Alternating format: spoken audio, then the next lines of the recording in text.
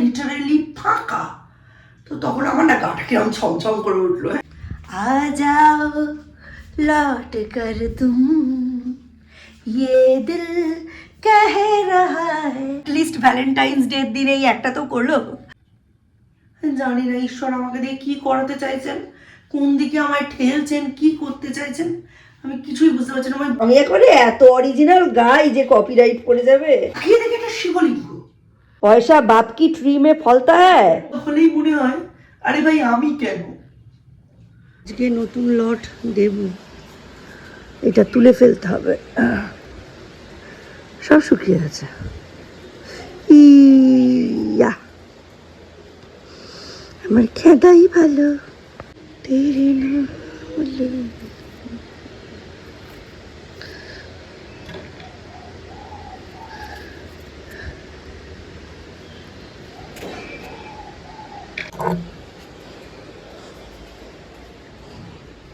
মামার বাড়ি যাবে আজকে। আর পাগল হয়ে পদ্ম পাতায় নাচে, শিশিরের সঙ্গে বসে পিরিত করে মরে রে, পিরিত করে মরে। দিক থেকে হাওয়া বিগড়েছে, কালকে ঘুমোতে যাওয়ার আগে জ্ঞান জ্ঞান করছে। দিদি বলছে চোখ পুরো ছলছল করছে, একটু মনটা কেমন করছে। আজকে উঠে এসে বলছে ট্রেন ছেড়ে যাবে, তাড়াতাড়ি রেডি হও, নৈহাটিতে আমার একটু কাজ পড়ে গেছে, ওই জন্যই আমায় যেতে হচ্ছে, নইলে আমি যেতাম না। বাড়িতে থাকে তাই ওই ঘরে বাবার সঙ্গে শুতে ওর ফেটে যায়, জানে যে মা পাশের ঘরেই আছে। আর এদিকে অত দূরে, ওই আজকে যদি না যায় কালকে শিবরাত, কালকে হবে না, পরশু দিন উপোসের পরের দিন হবে না, তারপরের দিন বাড়ি আসবো। বাবা 48 ঘন্টার ওপর, মানে 72 ঘন্টাই প্রায় থাক, রাখতেই পারবে না। এদিকে মৌয়ের মনটা খারাপ হয়ে গেল, এই 2.5টা দিন ভাইয়ের সঙ্গে কাটাতে পারলো না। ও যেদিন বাড়ি যাবে সেই দিন ওর ভাই নৈহাটিতে থাকবে। ঘুমাচ্ছিলি, আমি নিউজটার থেকে দৌড়ে দৌড়ে এলাম, তোর কোয়েশ্চেন পেপারটা সেই দিন এসেছে, আর তুই 2 দিন আগে শুরু করলি। মার্চ মাসের মধ্যে তার অর্ধেক শেষ হবে, অর্ধেক শেষ হবে না। পয়সা বাপ কি ট্রি মে ফলতা হ্যায়।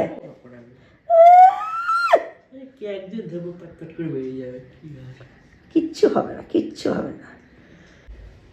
एक प्यार का नाम है मौजो की। হ্যাঁ আমি এখন এত অরিজিনাল গাই যে কপিরাইট পড়ে যাবে। जिंदगी और कुछ भी नहीं तेरी मेरी कहानी। ফাটা বাঁশের মতো গলা, তার আবার কপিরাইট। যারা ভালো গায় তাদের কপিরাইট পড়বে, আমার কেন পড়বে? আচ্ছা জ্বালা তো। তবে দীপ জানিস, আমার চেনা একজন কন্টেন্ট ক্রিয়েটার, ওদের বাড়ির সত্যনারায়ণ পুজোর না অন্নপূর্ণা পুজোয় উলু দিয়েছে, ঘন্টা বাজিয়েছে, কপিরাইট দিয়েছে। ডালটা ভিজিয়ে রেখেছি, ওভারনাইট ভিজিয়ে রেখেছি, ভালো করে আগে ধুয়ে নিয়েছি 2-3 বার, তারপর ভিজিয়েছি। যা পাউডার থাকে না, তো 500 ডালের বড়ি হয়ে গেছে, এটা আবার এই 200-250 মতো, এটা এখন ব্লেন্ড করে বিট করে দিয়ে নেবো। আমাকে রান্না শিখিয়েছে বাবু, তারপরে পাকা দেখার সময় আমার ঠাকমা বলে গেল যে ও কিন্তু কিছুই রাঁধতে জানে না, কিন্তু তা সত্ত্বেও আমার ওপর প্রচুর চাপ ছিল, যেন মনে হচ্ছে আমি রাঁধুনি বংশের সন্তান। আমি অনার্স ফনার্স করেছি শুধুমাত্র রান্না করার জন্য। 14 তারিখের ব্লগ এডিট করতে বসেছি আজকে 17 তারিখ সকালবেলায়। এই ব্লগটা ঘুরে ফিরে নিজেই যে কতবার দেখলাম তার কোনো ইয়ত্তা নেই। হ্যাঁ, এখনও কার্য কারণ যৌক্তিকতা খুঁজে যাচ্ছি। সকাল থেকে 14 তারিখে আমি এমন একটা সময় কাটিয়েছি যে সময়টায় আমি একটা মহাজাগতীয় প্ল্যানিংয়ের অংশ বলে মনে করছি আজকে এই মুহূর্তে দাঁড়িয়ে।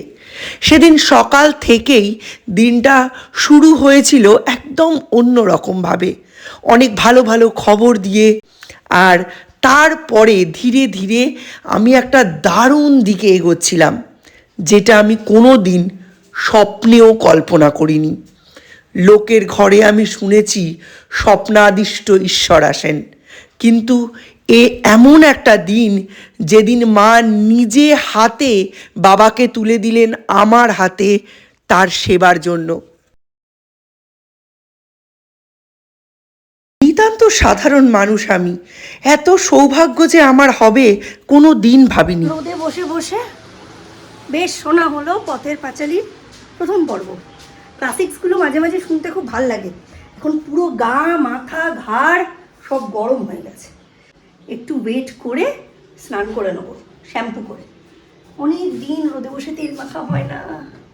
এইটা হচ্ছে মি টাইম, নিজেকে নিজে সময় দিতে হয়।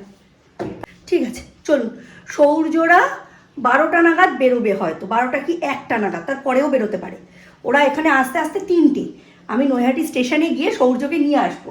দিদি বলল মাছের ঝোল ভাত খাইয়ে সৌর্যকে ট্রেনে তুলবে, সৌর্যের জন্য টিফিনের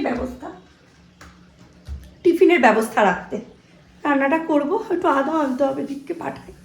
দেখি দীপ একটু আদা টাদা এনে দিক। আজকে আমার এখনও ভিডিও এডিটিং হয়নি। রোদে বসে বড়ি দিলাম, তারপরে মাছ নেই, মাছও করতে হবে। ওই শর্টপুটিটা করবো,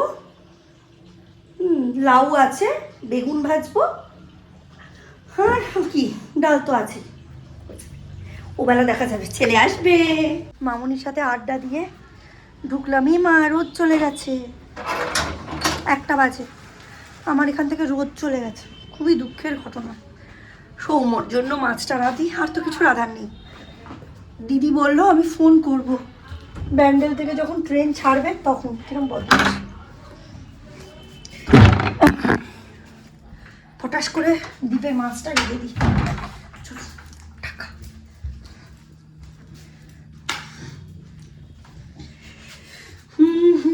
जिया जाए कैसे, कैसे जिया जाए तुम बिन, सदियों से लंबी है रातें, सदियों से लंबी हुए दिन।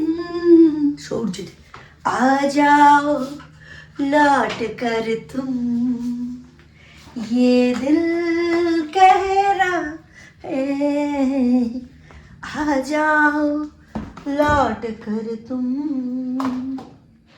ये दिल कह रहा है, तुम बिन जिया जाए कैसे, कैसे जिया जाए तुम बिन, सदियों से लंबी है रातें, सदियों से लंबे हुए दिन, आ जाओ लौट कर तुम, ये दिल कह रहा है।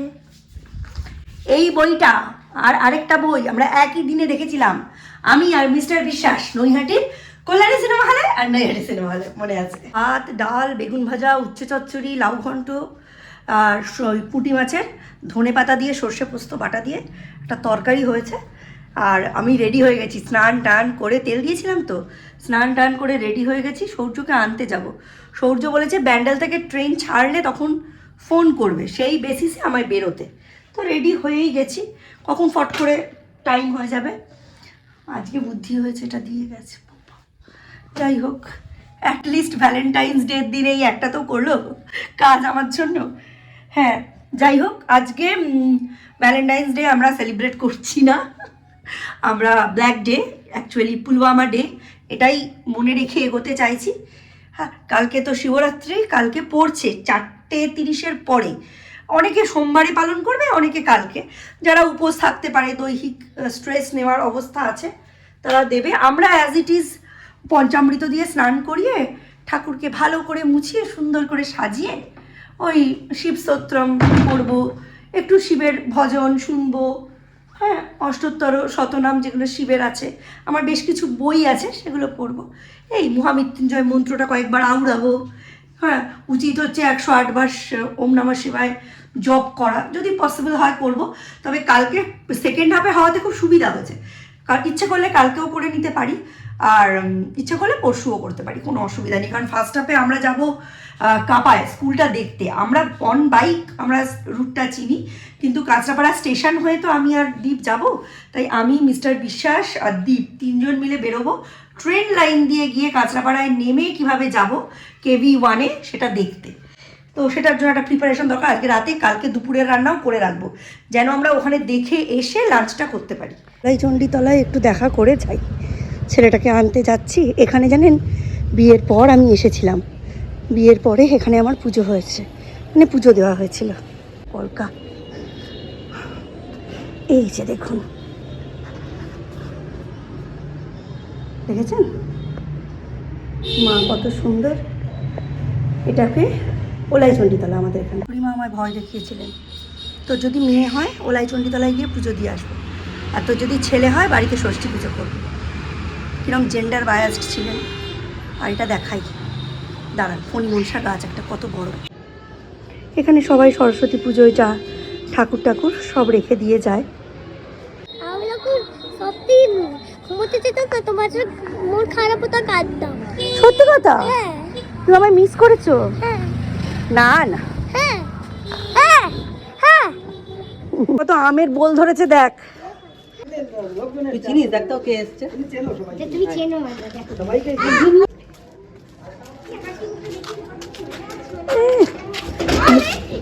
এটা তো রোড করছে, রোড। দাদা দাদা দাদা দাদা।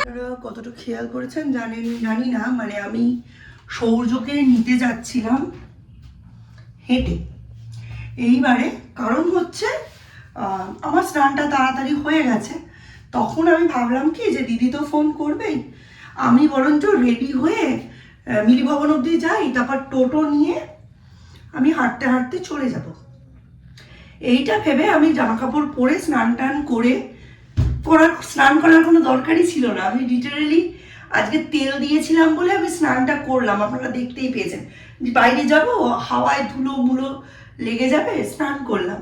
নইলে এখন আমি কথা বলছি না, এখন আমি কিন্তু তেল মাথাতেও বেরোই। আগে আমি তেল দিয়ে বেরোতাম না বাইরে। স্নান টান করে জামা কাপড় চেঞ্জ করে একদম ফ্রেশ কাঁচা জামা কাপড় পরে আমি বাইরে বেরোলাম, মিলি ভবন অব্দি গেলাম।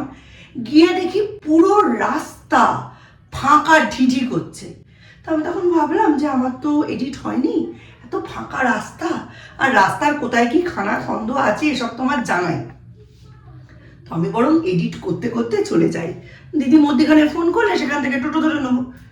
তো আমি রাস্তা দিয়ে যাচ্ছি, পুরো নৈহাটি 6 নম্বর বিজয়নগর, মানে মিলি ভবন থেকে পাওয়ার হাউস মোড় অব্দি মনে হচ্ছে শ্মশানের শূন্যতা। একটা লোক নেই, অটো নেই, টোটো নেই, কোলাহল নেই, কিচ্ছু নেই।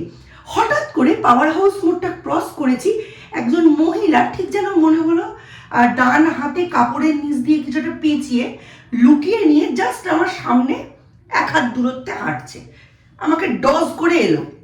আর আমি স্বাভাবিক, আমি ভেবেছি কিছু ফেলতে টেলতে মেয়েদের যেরকম, সে বেরিয়েছে। তো আমি তাকে এড়িয়ে চলে যেতে চাই যাতে সে কোনো অপ্রস্তুতভাবে না পড়ে। কিন্তু আমি একটু যাওয়ার পরেই বুঝতে পারলাম সে এমনভাবে স্পিডটা মেনটেন করেছে এবং এমনভাবে হাঁটছে, সে আমার পিছেও চলে যাচ্ছে না, সে আমার সামনাসামনিও যাচ্ছে না, সে আমার সামনে, আমি তার মুখটা ভালো করে দেখতে পাচ্ছি না, মানে সামনে রয়েছে। মহা ঝামেলা। তো হঠাৎ করে ঠিক 2-1 পা এগিয়ে ওই চায়ের দোকানটা আছে ওইখানটায় হট করে সে রিটার্ন ব্যাক করে, আমার মুখের দিকে তাকিয়ে বলে কোথায় যাচ্ছ। আর আমি মনে মনে তখন ভাবছি, তখন তাকে চেনার থেকে বেশি আমি ভাবছি একে কি আমি কোথাও চিনি, কারণ এই ব্লগিংয়ের দৌলতে আমাকে অনেকেই চেনে। মানে আমি হয়তো খুব পপুলার ব্লগার নয়, তবে নৈহাটিতে আমি খুব নোন ফেস, তা আমাকে তো অনেকেই চেনে। তো আমি ভাবছি যে আমি কি একে চিনি, তা আমি চিনতে পারলাম না। আমি বললাম একটু দরকারে যাচ্ছি। ও বললো, তখন আমি তাকে ডিঙিয়ে আমার দিকে ফিরেছিল বলে আমি তাকে জাস্ট এরম করে ডজ করে এগিয়ে গিয়ে এরম করে দেখতে গিয়ে, কে এই লোকটা, হয় না একটু এগিয়ে গিয়ে এরম করে কে এই মহিলা, এরম করে দেখতে গিয়ে দেখি নেই, রাস্তাটা লিটারেলি ফাঁকা। তো তখন আমার না গাটা কিরম ছমছম করে উঠলো। হ্যাঁ, আমি কদিন ধরে এত রেটে ভূতের গল্প পড়ছি, আমি ভাবলাম ওলাই চণ্ডীতলায় একটু মাথাটা ঠেকিয়ে যায়। তো ওলাই চণ্ডীতলায় আমি গেলাম, তোমাদের সব দেখালাম। হঠাৎ করে দেখছি পায়ের কাছে ওই মহিলাটার শাড়িটার প্রিন্টটাই ঝপ করে কি একটা রেখে দিয়ে চলে গেল। আমি না just second, fraction of second, তারপরে দেখবে আমি বেশি ব্লগ করিনি, তাকিয়ে দেখি একটা শিবলিঙ্গ। আমি এই কোথায় যাচ্ছ কোথায় এরকম করতে করতে জাস্ট ওখানে বাসন্তী পাগলির ছেলে ওলাই চণ্ডীতলার মন্দিরটার পেছনে শুয়ে রয়েছে, তার ঘুম ভাঙলো না, আমার চিৎকারেও তার ঘুম ভাঙলো না। আমি জাস্ট তখন ভাবছি কি হলো এটা। তারপর আমি হাতে শিবলিঙ্গটা তুলে দেখছি এটা কি খণ্ডিত যে রেখে গেল, দেখছি না, প্রত্যেক দিন এটাতে পুজো হতো, সেটার চিহ্ন এটা বহন করছে। তো এই সব দেখে আমার না মাথার মধ্যে কিনা পাপ ঠেকে গেছে, মানে সব শুনশান। আমি এত জোরে যাচ্ছি, লোকের বাড়ি থেকে দরজা জানলা করে জিজ্ঞেস করার কথা যে কি হয়েছে, কেউ বেরোলো না।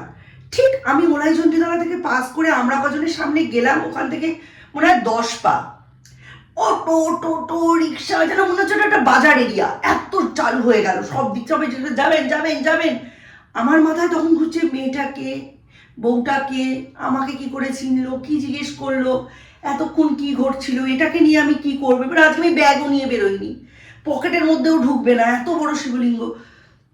আমি লিটারেলি তখন একটু এগিয়ে ওই রেস্টুরেন্টটার সামনে, ওখান থেকে একটু এগিয়ে বেশ 20-25 পা দূরে একটা রেস্টুরেন্ট আছে, ওখানে গিয়ে অযাচিত ভাবে আমি কাগজ আছে, বলছি কাগজ তো আছে, সব মাছ মাংসের ছোঁয়ানারা, কাগজ তো দেওয়া যাবে না, কাগজের ঠোঙা নিয়ে যান।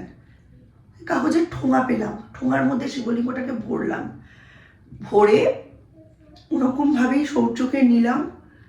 শৌচকে নেওয়ার সময় দেখবেন বিশাল কিছু ব্লগ আমি করতে পারিনি, আমি মেন্টালি রেডি ছিলাম, কিন্তু ওই ঘটনাটা আমায় জাস্ট নাড়িয়ে দিয়েছে। বাবা কেন এলেন আমার কাছে, কি উনি চান, আমি কিছুই বুঝতে পারলাম না। এই এত বড় শিবলিঙ্গ, মানে সব জিনিস এবার এখন আমার 2-2 4 হচ্ছে। আমি এখন মানে ভাবছি, কোনোদিন স্নান করে বেরোই না, আজকে স্নান করে বেরোলাম, কাঁচা জামা কাপড়, আমার শরীরের কোথাও অশুদ্ধ কিচ্ছু ছিল না, পরে বেরোলাম। রাস্তাঘাট ওরকম ফাঁকা, নইলে নৈহাটির রাস্তায় লিটারেলি এডিট করতে করতে হাঁটার মতো রাস্তা নৈহাটির নয়। করতে করতে হাঁটলাম, রাস্তায় কিছু ছিল না। বউটাই বা এলো কোত্থেকে, বউটাই বা কে, কেনই বা সে শিবলিঙ্গটা রেখে গেল? ওটা একটা পুজো হওয়া শিবলিঙ্গ, কোনো খণ্ডিত ভগ্ন শিবলিঙ্গ ওটা নয়। তারপরে আমি এত ডাকলাম, কারোর শব্দ পাওয়া গেল না। তারপরে কোথা থেকেই বা টোটো অটো চলে এলো, হয় আবার কাগজের ঠোঙাও জোগাড় হয়ে গেল। আর ঘটনাটা ঘটলো জাস্ট শিবরাত্রির একদিন আগে, যেদিন আমি সকাল থেকে সংযমে রয়েছি, নিরামিষ খেয়েছি।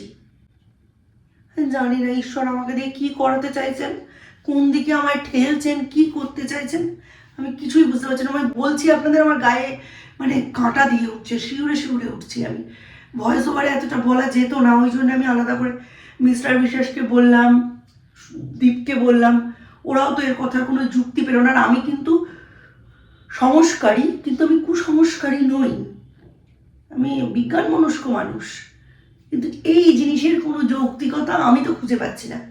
আমার ঘরে গোপাল আছেন, আমি বজরংবলীর সেবা করি, হ্যাঁ সরস্বতীদি খুব মহাদেব মহাদেব করে। আমি মনে করি সকল দেবতার মধ্যে দিয়েই আমি আমার গোবিন্দয় পৌঁছই। বাবুর মতো আস্তে আস্তে আমি হয়ে যাচ্ছি। এইসব হলেই মনে হয় আরে ভাই আমি কেন, আমি এখন এই 2টো বাচ্চার সংসার, স্বামী, এসব নিয়ে কুল পাই না, পারবো কি পারবো না সেবা দিতে জানি না। তুমি কিসের আশায় আমার কাছে এত বড় এলে, এত বড় দায়িত্বটা আমার কাঁধে চাপিয়ে দিলে, একদমই বুঝতে পারছি না। কান ফান গরম হয়ে গেছে, আমি ওখানে বলতে পারছি না, শৌচ রয়েছে তো। এতদিন পর বাড়ি ফিরেছে, মাকে কাঁদতে দেখলে কষ্ট হবে, মানে এটা ইমোশনাল, দুঃখের ব্যাপার না, মানে আমি কি পারবো, কি দরকার, আমি একটা সংসারী জীব, সংসার নিয়ে আছি, আবার আমি কেন, এটাই।